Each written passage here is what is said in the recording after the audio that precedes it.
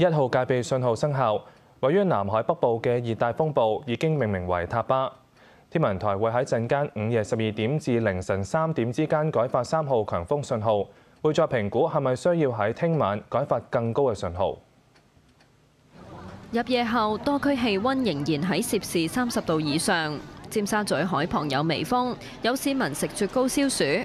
高空反氣旋繼續籠罩華南，位於南海北部嘅熱帶風暴塔巴，預料向西或西北偏西移動，靠近廣東西部沿岸，並進一步增強。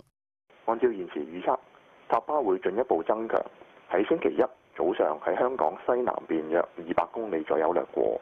不過塔巴嘅環流比較細小，天文台會視乎佢增強嘅速度同埋最接近本港嘅距離，評估有冇需要喺星期日晚改發更高熱帶氣旋警告信號。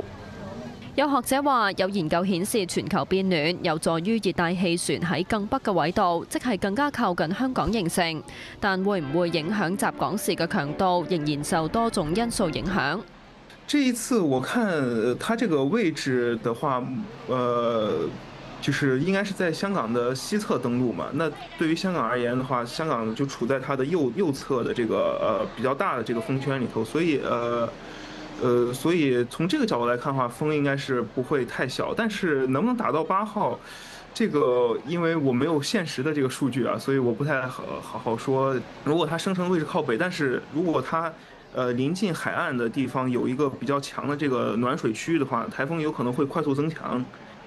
天文台話，隨住塔巴靠近，星期日風勢逐漸增強，驟雨漸轉頻密。星期一有狂風大驟雨，初時風勢頗大，海有大浪同湧浪。受風暴潮影響，星期一朝頭早部分沿岸低窪地區有機會出現水浸。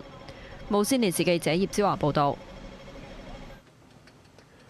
至於澳門，晚間風勢逐漸增強，1號風球仍然生效，預料將會喺清晨前維持。澳門氣象局話，受熱帶氣旋外圍環流影響，聽日開始驟雨增多同有雷暴，風勢增大。聽日清晨至朝早改發3號風球機會高。